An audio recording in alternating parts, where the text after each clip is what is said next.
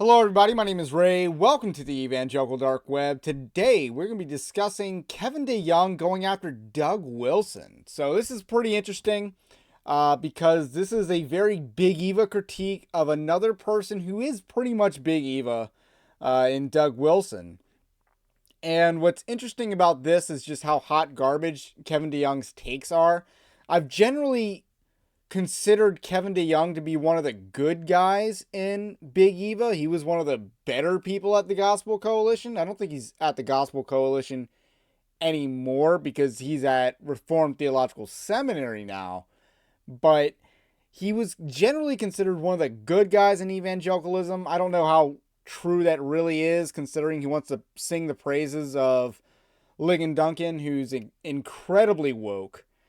But, you know, when I talked about him singing the praises of Ligon Duncan, he was at the Puritans conference at John MacArthur's church. So, you know. And suffice to say that I'm not a Doug Wilson bro. I'm not a John MacArthur bro. I'm not really someone who can neatly fit into anyone's preconceived camps. I am a Christian nationalist, which would be the best way to categorize my theology, I guess, in terms of putting me in a camp. But I'm not a Doug Wilson bro, and one of the reasons for that is his view on concupiscence. I'm not Presbyterian either. And something that came up more recently, I did an entire hour-long video on his debate with Andrew Isker, and Isker was the one who represented my views in that situation. So just some thoughts about Doug Wilson. I do want to give a disclaimer. I don't dislike Doug Wilson either. I'm just not a Doug Wilson bro. I'm not a Moscow mood type of guy because I am who I am. So anyway, we're going to talk about Doug Wilson's latest controversy sparked by Kevin DeYoung and his critique of Doug Wilson in the Moscow mood. But first, I want to let you know, Evangelical Dark Web is a Christian news gathering and commentary ministry. You can support us over at evangelicaldarkweb.org/join, linked in the description below. But the least you can do is like this video, subscribe to the channel, to the podcast if you are new. So, Kevin DeYoung tweeted this article out, and that's pretty much why it went viral. Out on Culture War, Doug Wilson and the Moscow Mood. This came out November 27. And I'm going to read certain parts of it.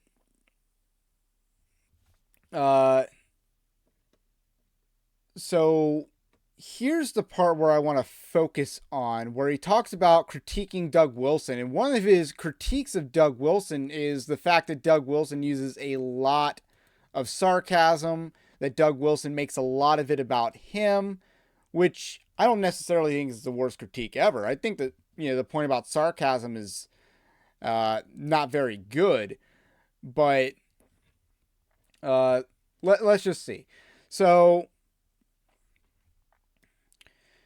it is to say, I'm convinced the appeal of Moscow is visceral more than intellectual.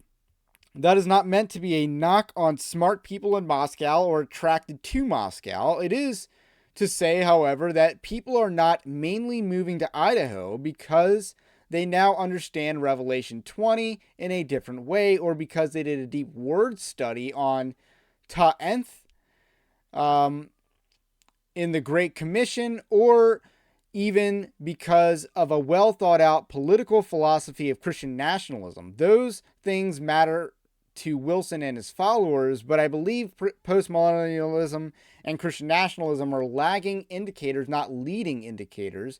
That is, people came to support to those particular intellectual convictions because they were first attracted to the cultural aesthetic and the political posture that Wilson so skillfully embodies. In short, people are moving to Moscow, whether literally or spiritually, because of a mood. It's a mood that says we are not giving up and we are not giving in.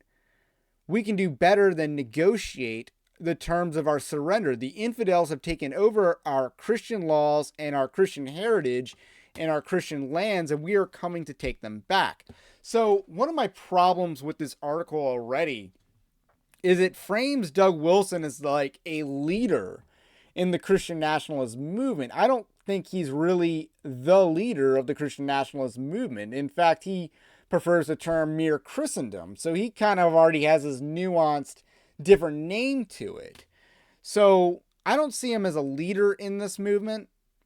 I think Kevin DeYoung is framing him as, everyone who's a Christian nationalist must like Doug Wilson or must be a follower of him, must be moving to Moscow physically or spiritually. And I don't think that's a fair critique. I think that's an overblown phenomenon.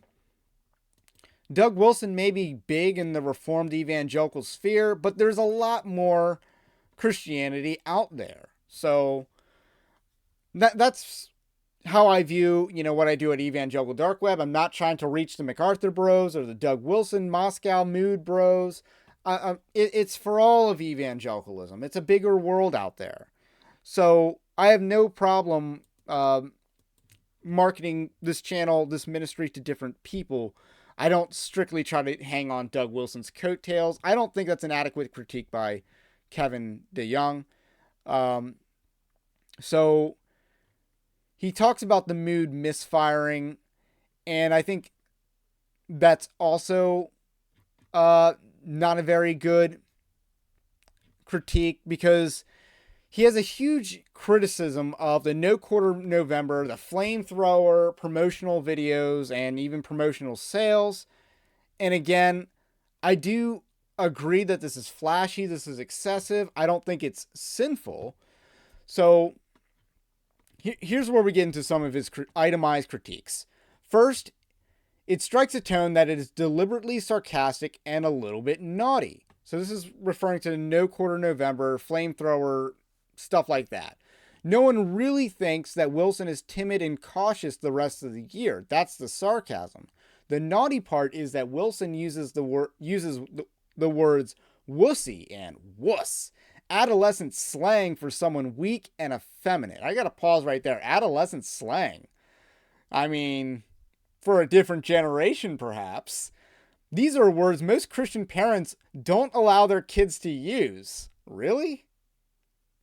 Since the terms probably originated from as a combination of wimp and another word I won't mention. Why won't you mention it, Kevin? Why won't you mention it? Because we're wondering here. Second, the video takes cheap shots at other Christians. Now, this is the hot garbage we're really pouring in this paragraph right here. Wilson's sarcastic bite is not the first directed towards the wicked, the hard-hearted, and the forces of evil in our world. He takes a swipe at, is not first directed, so he's not targeting the evil people, according to Kevin DeYoung. He takes a swipe at the Ethics and Religious Liberty Commission and at the G3 conference. Both are conservative Baptist groups. Groups, we might add, that would be on the same side as Wilson in almost every important cultural battle. Let's talk about that for a second.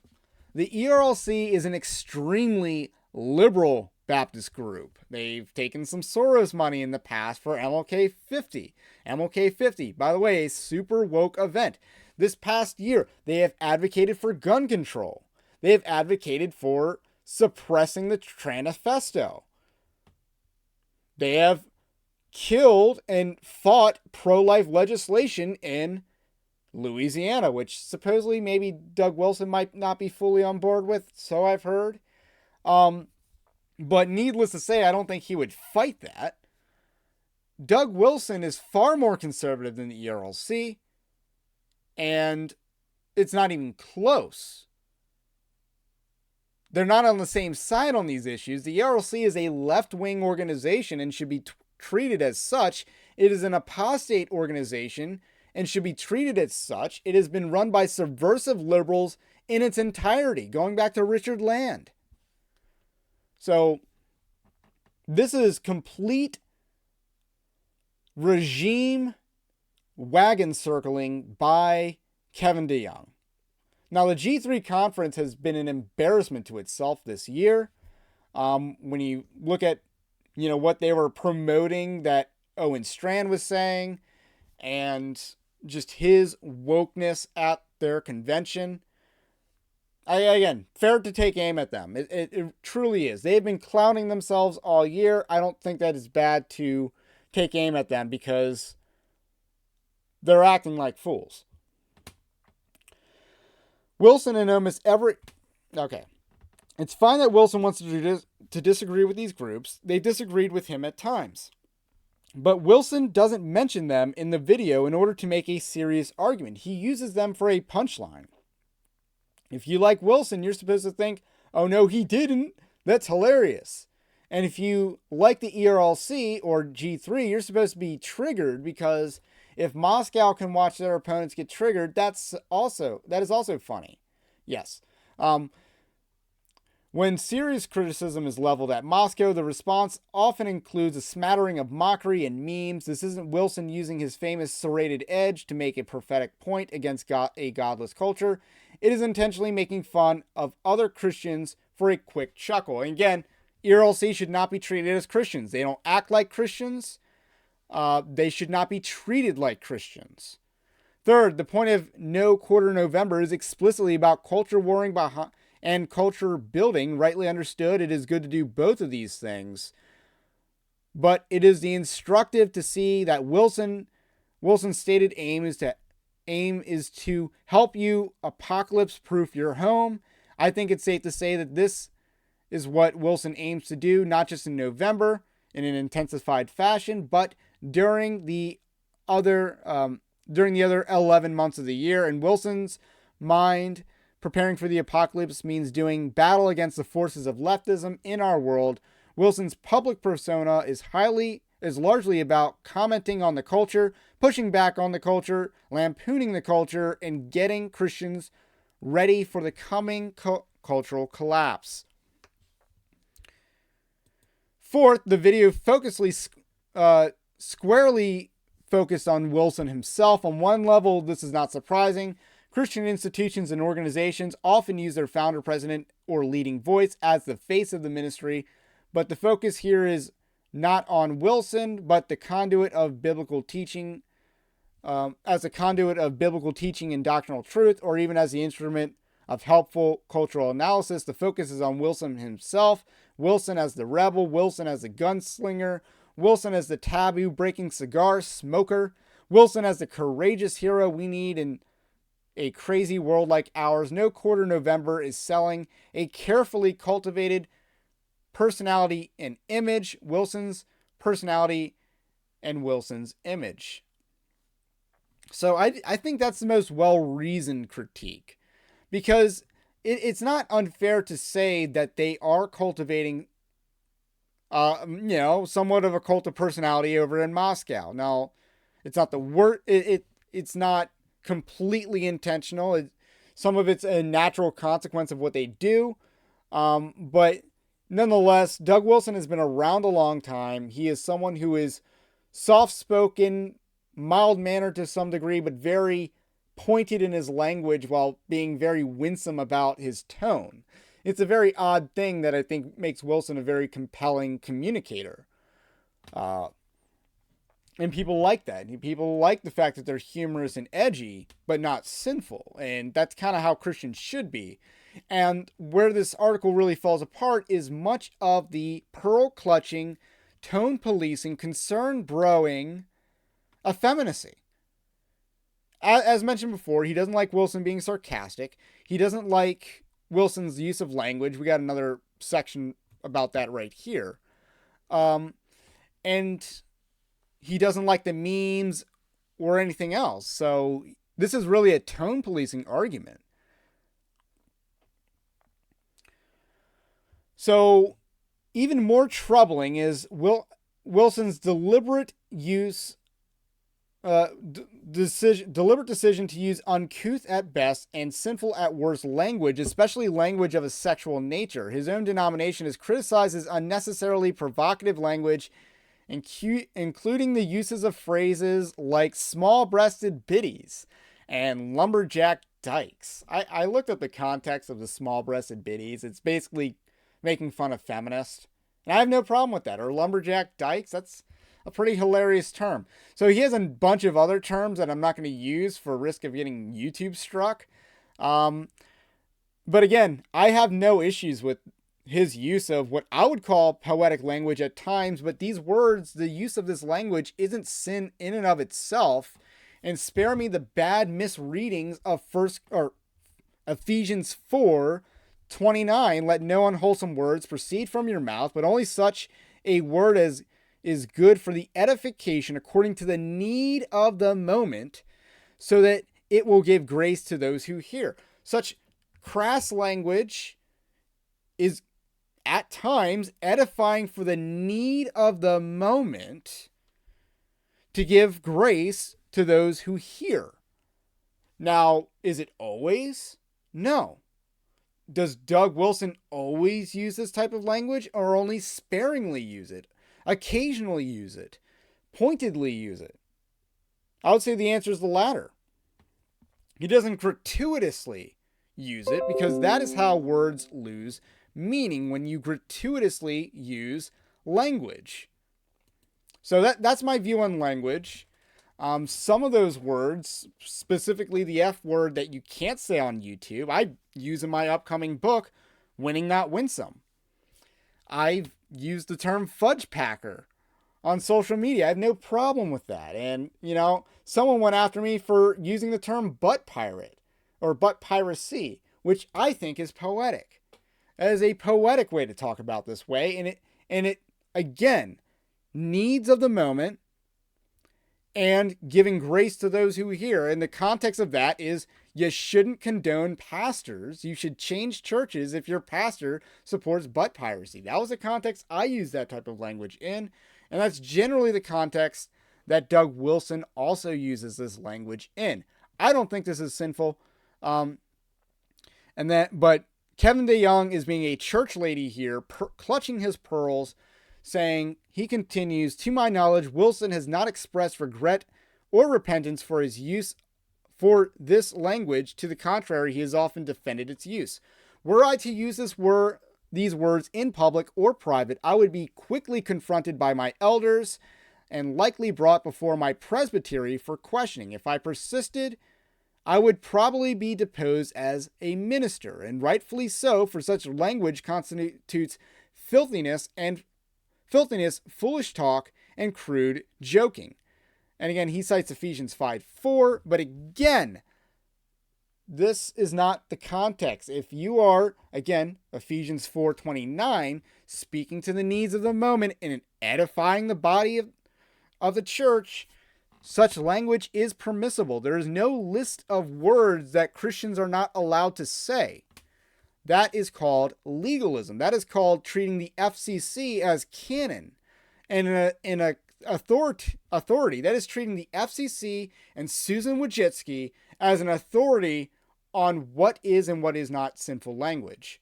That is what you do if you do that. Now, again, if you want to have the whole Christians can't curse debate, which is what Kevin DeYoung's really alluding to, you're ultimately appealing to worldly authority on biblical application, not biblical authority on biblical application.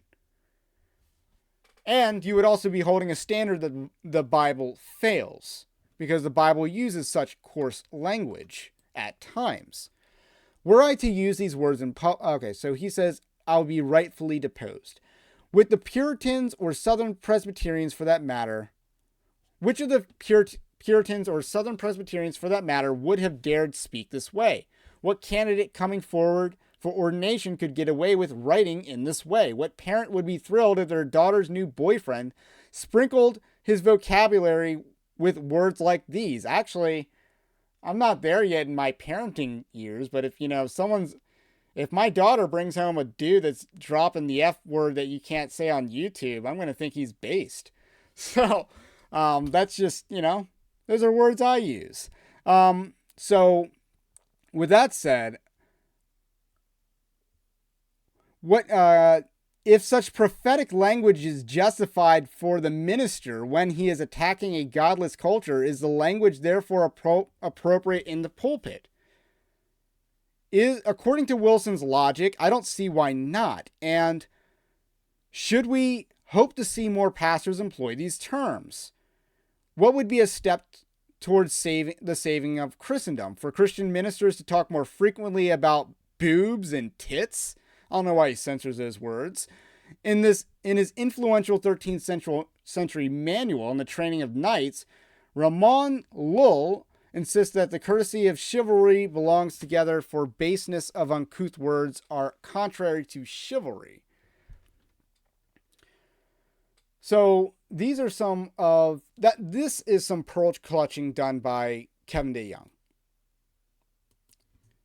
The idea that using derogatory terms for homosexuals is unbecoming of a Christian minister is simply stupid. You're defending sin and saying that the church can't be mean. We got to tone police on how we deal with sin. No, I'm not doing that. The church has been too nice with the kid gloves on these issues. Doug Wilson, despite being a lot more soft-spoken than I am, I'm a little bit more brash in my presentation.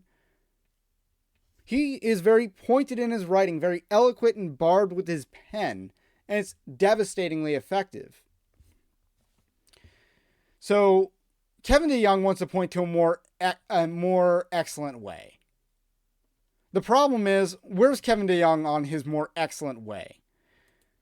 If you have a problem with what Doug Wilson is doing, try and do it better. And maybe this article comes across as professional jealousy. So, this is a discernment ministry, right?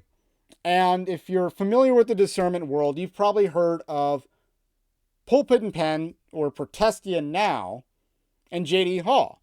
Now, a lot of people didn't like J.D.'s tone. They liked what he said, but not how he said it. And they're like, you would be more effective if you weren't so inflammatory in your rhetoric. I've heard a bunch of those critiques, right? And when I set out to do Evangelical Dark Web, those were my critiques of Protestia or Pulpit and Pen. But I didn't set out to copy them. I didn't set out to do what they do, or do what the critics want me to do. I just set out to be me. This is an authentic ministry of, how I believe we should address these types of issues. But the people that were concern broing Protestia, are any of them effective at discernment? At online discernment? Or any of them? So, I believe it's a Moody quote where he's like, I like my way of doing something better than your way of doing nothing. I'm not necessarily endorsing his ministry because I don't know much about it, but that quote's a good quote. And there's a Teddy Roosevelt quote that's very similar about the worst thing you can do is nothing. We need to have a little bit more of that mentality. That inaction is one of the worst actions we can take. Now, there is patience, waiting upon the Lord, but I'm not talking about that. I'm not talking about being slow to speak. But in terms of engaging the culture, some ministries are characterized by rampant inaction or compromise. And perhaps Kevin DeYoung would have more credibility in critiquing Doug Wilson if he cared to look in the mirror in his own ministry past, which includes the Gospel Coalition, which is all about promoting sodomy, by the way, or Reformed Theological Seminary, in which Ligon Duncan is extremely woke. So, glass houses, Kevin DeYoung. So that's all I got to say about that. My name's Ray. This is the Evangelical Dark Web. If you like this content, subscribe to the channel if you're new. Otherwise, have a blessed day. We will catch you on the next one.